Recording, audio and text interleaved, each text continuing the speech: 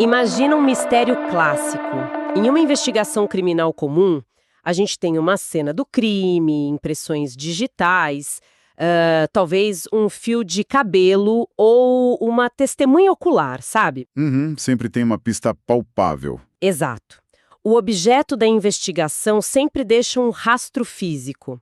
Mas o nosso mergulho investigativo de hoje, a nossa análise, se debruça sobre algo infinitamente mais complexo, porque é totalmente invisível. E onipresente, né? Sim, estamos falando de uma força que organiza absolutamente toda a experiência humana.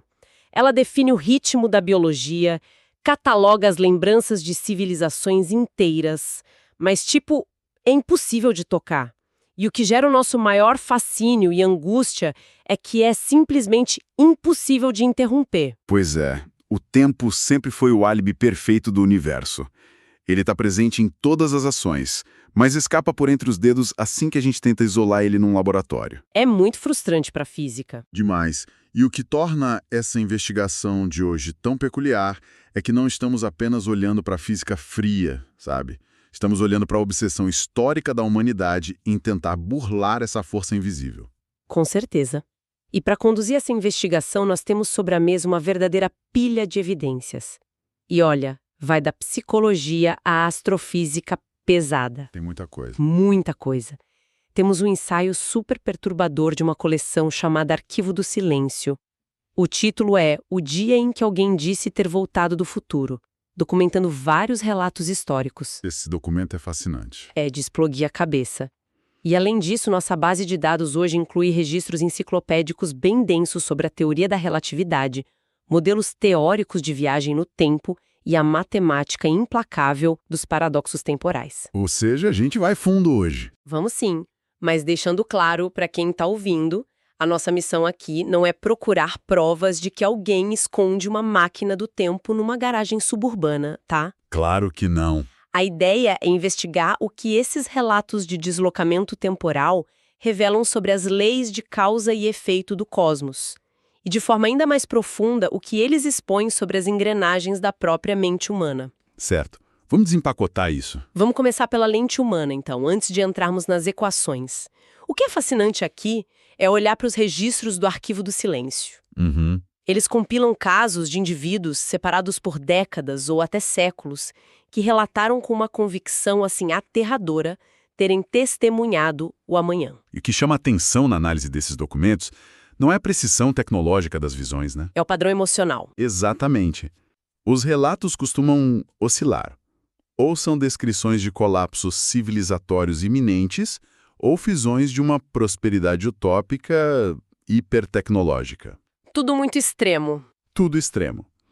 E do ponto de vista sociológico, essas supostas viagens ocorrem com muito mais frequência durante períodos de extrema instabilidade histórica no presente do relator. Sabe que essa correlação é o ponto-chave para mim. Lendo os relatos, a sensação que dá é de que essas pessoas estão usando a ideia do futuro como uma espécie de farol de neblina. Uma boa metáfora. Né? Tipo, um feixe de luz tentando cortar a incerteza de um presente que parece caótico demais para ser compreendido. Fica aquela dúvida, até que ponto essas visões de catástrofe ou salvação não são apenas a nossa mente conectando os pontos do presente e chamando isso de viagem? A experiência neurológica cotidiana flui em uma única direção, do passado para o futuro.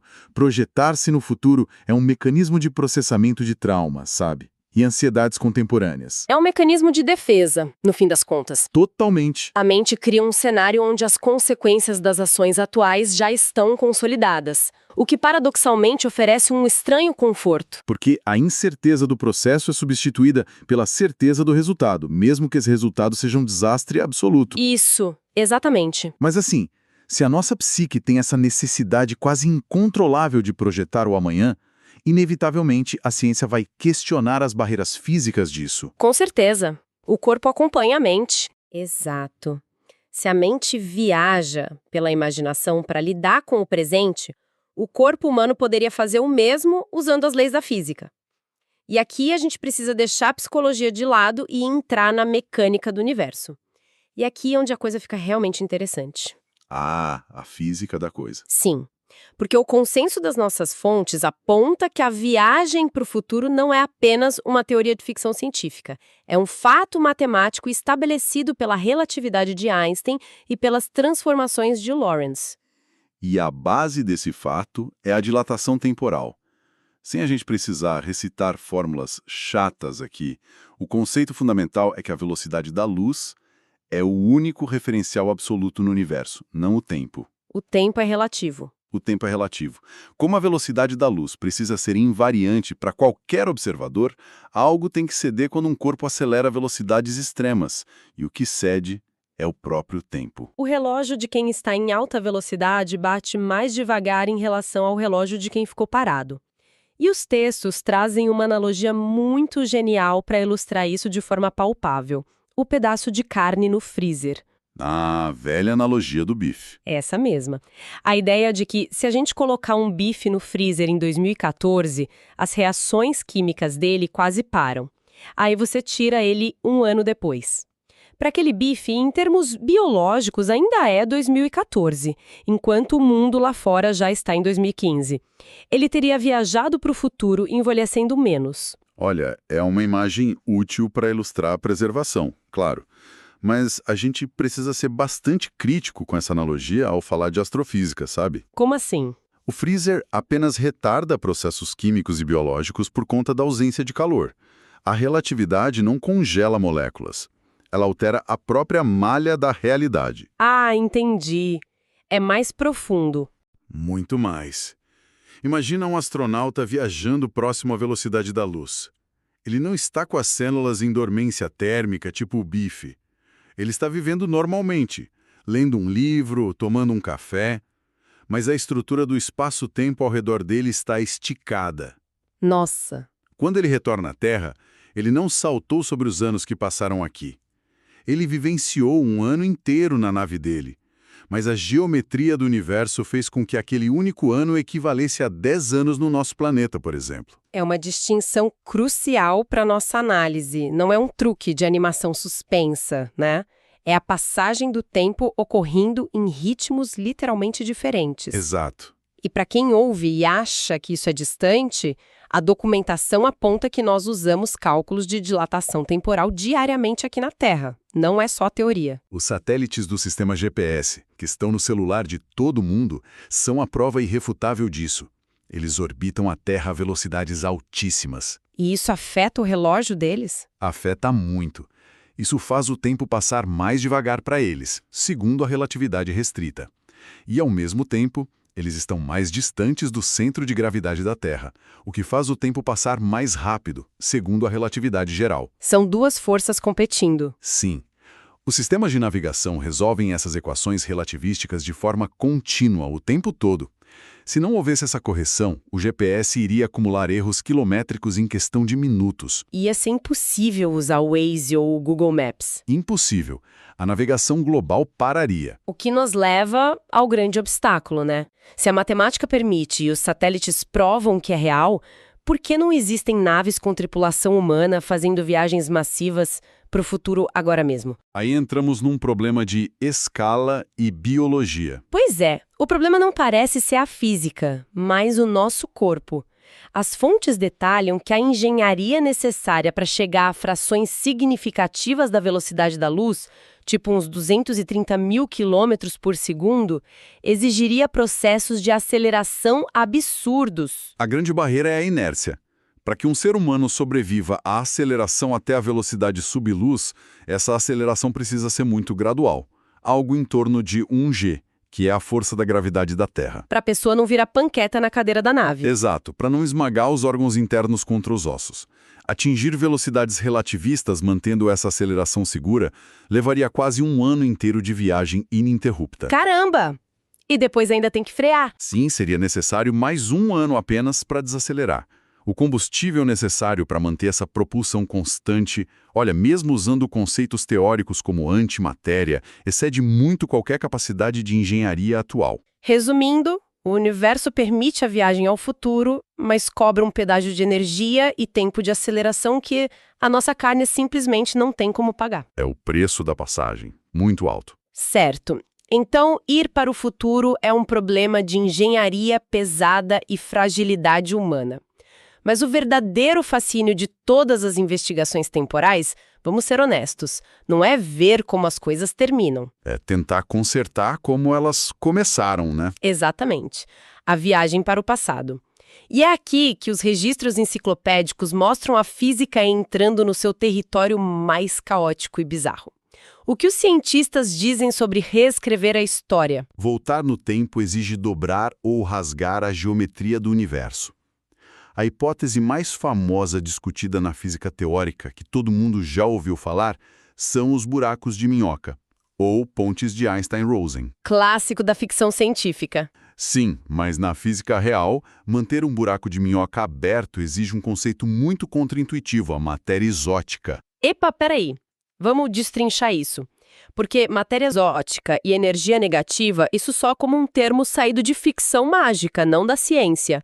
Como algo físico pode ter energia negativa e por que isso é necessário para a viagem no tempo? Pensa assim, a gravidade comum, que é originada pela matéria comum, atrai as coisas, certo? Certo. Ela puxa o espaço-tempo para dentro, colapsando tudo. Um buraco de minhoca natural, se existisse, colapsaria sobre si mesmo na fração de segundo em que se formasse, esmagando qualquer coisa lá dentro. Ou seja, a porta fecha antes de você passar. Exato. Para manter a garganta desse buraco aberta para a passagem de uma nave, você precisa de uma força que empurre o espaço-tempo para fora, exercendo uma pressão repulsiva. Isso é a matéria exótica. Ah, entendi o papel dela. E de onde a gente tira isso? A mecânica quântica até permite flutuações minúsculas de energia negativa, através de algo chamado efeito Casimir. Mas escalar isso para o tamanho humano é aterrorizante. A escala mencionada nas fontes beira o absurdo absoluto. Pelo que vi, manter um buraco de minhoca de 1 metro de diâmetro estabilizado exigiria a energia negativa equivalente à massa de 10 bilhões de estrelas. É um número inimaginável. É basicamente pedir para condensar a energia de uma galáxia inteira na porta de um armário, sabe? É loucura. E os teóricos não param nos buracos de minhoca, tá? Existem os cilindros de Tipler, propostos por físicos como Robert Forward. Cilindros gigantescos rotativos. Isso. É uma tentativa de usar o momento angular em vez de energia negativa. A mecânica por trás disso se chama arrasto de referencial. Se você criar um cilindro hiperdenso, possivelmente infinito, e o fizer girar a bilhões de rotações por minuto, ele começaria a arrastar o próprio tecido do espaço e do tempo ao redor dele. Tipo uma colher girando melado numa xícara. Perfeita analogia. Uma nave que voasse em espiral ao redor desse cilindro poderia mergulhar nessas curvas de tempo fechadas e emergir antes de ter partido. Mas, de novo, a matemática exige um cilindro infinitamente longo para evitar que a nave seja destruída pelas forças de maré gravitacional nas pontas. Diante dessa inviabilidade estrutural gigantesca, a gente vê os físicos buscando partículas teóricas, como os famosos táquions. As fontes dizem que eles teriam surgido nas equações a partir de estudos sobre o decaimento do neutrino, lá do Wolfgang Pauli. Sim, a ideia do táquion. O conceito afirma que um táquion seria uma partícula que já nasce viajando mais rápido que a velocidade da luz e viaja para trás no tempo. Mas os próprios tratados de física apontam um problema bizarro. A questão da massa. Exato. Para as equações da relatividade funcionarem com algo viajando mais rápido que a luz, a massa dessa partícula teria que ser imaginária. Eu preciso interromper aqui. Massa imaginária. Sim, é estranho. Como algo que compõe o universo físico pode ter uma massa que só existe no plano da abstração matemática? A raiz disso está na equação de energia da relatividade. O denominador da equação inclui a raiz quadrada de 1 menos a velocidade do objeto, dividida pela velocidade da luz ao quadrado. Tá acompanhando a matemática, vai. Se a velocidade do objeto for maior que a da luz, o resultado dentro da raiz se torna negativo. E a raiz quadrada de um número negativo é, por definição matemática, um número imaginário. Lembro disso da escola. Pois é. Para que a energia total da partícula continue sendo um número real e observável no nosso universo, a massa do táquion, lá na parte superior da equação, também precisa ser imaginária para cancelar o denominador. Que truque! É um artifício matemático brilhante, mas que levanta severas dúvidas sobre a existência física dos táquions. Se a massa não é real, a partícula não pode interagir com o nosso mundo de forma significativa. É quase como se a física dissesse Sal no Patel. E é exatamente esse beco sem saída da massa física que empurrou alguns pensadores para a mecânica quântica, né? Tentando separar a viagem no tempo do peso da matéria. As fontes destacam o físico David Bohm e a teoria da ordem implícita dele. A abordagem quântica. Uma projeção de uma realidade mais profunda, onde espaço e tempo estão todos enovelados em um único estado. Nessa visão, a consciência humana, operando livre das leis da matéria, poderia acessar qualquer ponto dessa ordem. A mente faria viagem no tempo, não o corpo. A abordagem do Bohm tenta contornar os limites termodinâmicos, sabe? Se nada físico viaja, não há violação de energia. A mente, vista quase como um fenômeno quântico puro, apenas deslizaria pela malha da informação do universo até o passado. Só que aqui a gente precisa assumir um ceticismo rigoroso, baseado na própria biologia que as nossas fontes discutem. Olha o pushback que a gente tem que dar. Qual seria o problema? Se a mente viaja para o passado, há um problema gravíssimo de hardware. A consciência humana e a nossa memória dependem de um substrato material. As lembranças são conexões sinápticas, são moléculas se rearranjando no nosso cérebro material. Sim, blocos materiais de moléculas. Como a consciência que volta no tempo consegue reter a memória do futuro, se o cérebro dela lá no passado ainda não formou essas moléculas? Sabe, se a viagem é puramente imaterial, a autoconsciência da própria viagem desapareceria no processo, porque o banco de dados celular do cérebro no passado não possui o registro daquela experiência do futuro. Isso levanta uma questão importante, de fato. Essa é a falha crítica da transferência de consciência temporal. A mente não flutua em um vácuo. Ela lê a química do cérebro. E esse conflito material nos arrasta diretamente para o campo minado que a física mais teme: os paradoxos. O colapso da causalidade. O tecido da causalidade. A física tradicional argumenta que a viagem ao passado é impossível, não apenas por problemas de engenharia, mas porque ela quebra a lógica sequencial do universo. O próprio Stephen Hawking era categórico sobre isso. Ele lançou aquele desafio famoso, né? Que a ausência de turistas do tempo visitando o nosso presente é uma prova empírica de que a viagem ao passado não existe ou nunca será inventada. Exatamente. Os paradoxos temporais detalhados nos arquivos são um verdadeiro pesadelo lógico. Tem o paradoxo do avô, que é a porta de entrada clássica. Onde você volta e mata o seu ascendente apagando a sua própria existência. Isso, apagando a causa da sua viagem.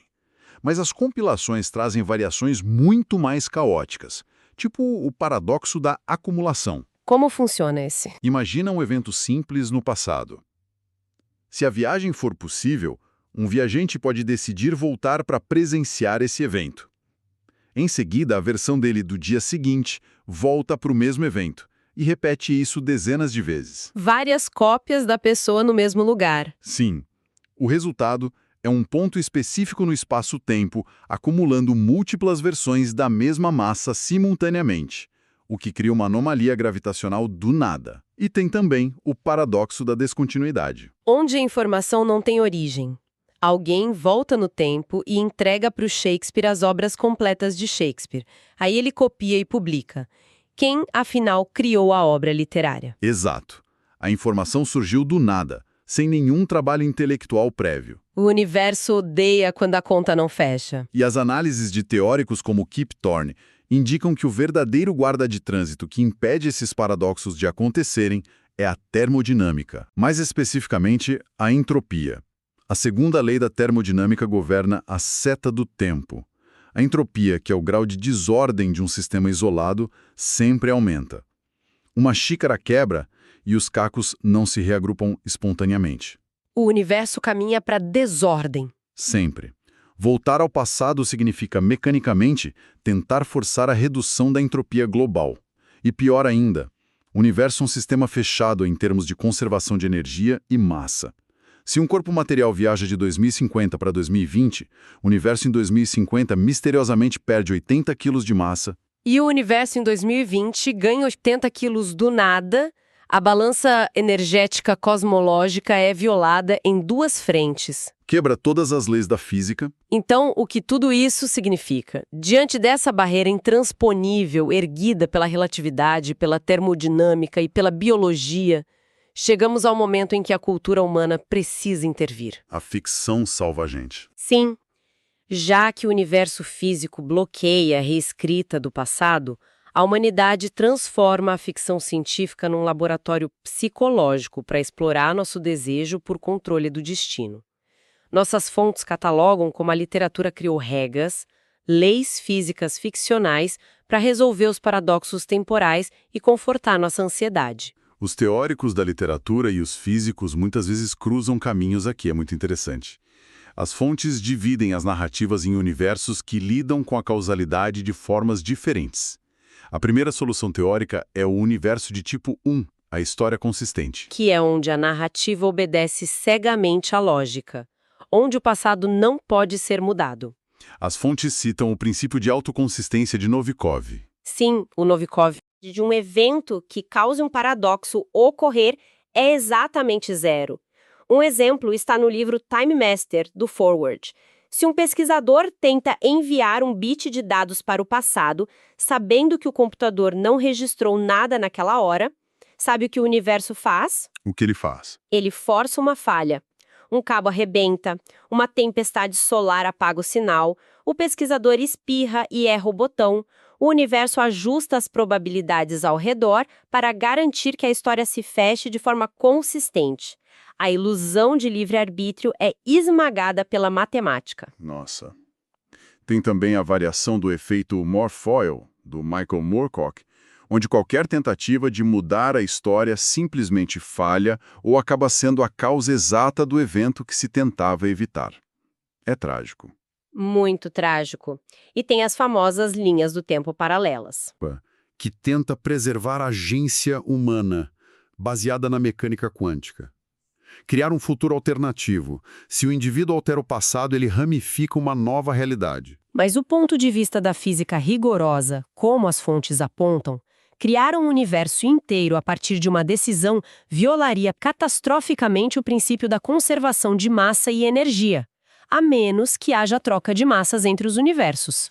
Não tem almoço grátis no cosmos. E a terceira saída literária é o universo de tipo 2, a história mutável. Essa é talvez a mais reconfortante. O conceito do Larry Niven de que a história tem uma resistência à mudança. Isso. Você pode voltar e alterar detalhes, mas o curso geral da humanidade se ajusta.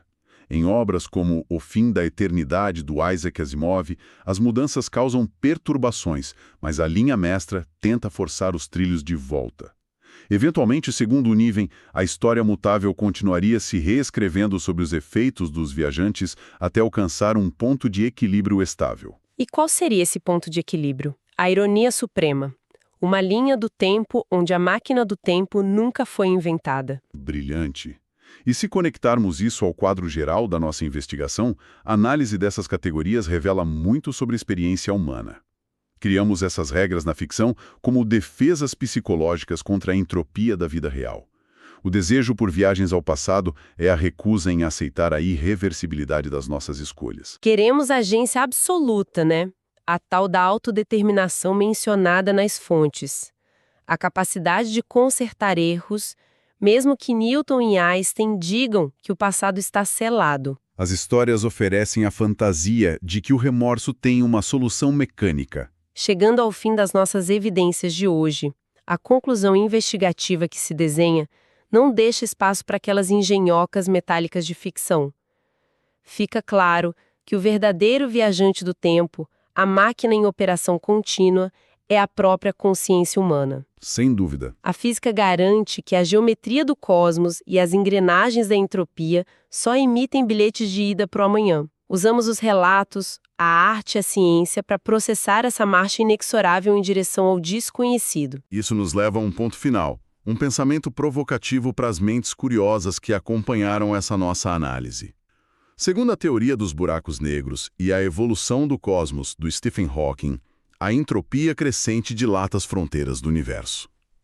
Se o tempo está intimamente ligado à expansão e à desordem inevitável de tudo que existe, tentar voltar no tempo não seria apenas uma jornada física impossível, seria uma negação da própria natureza da existência.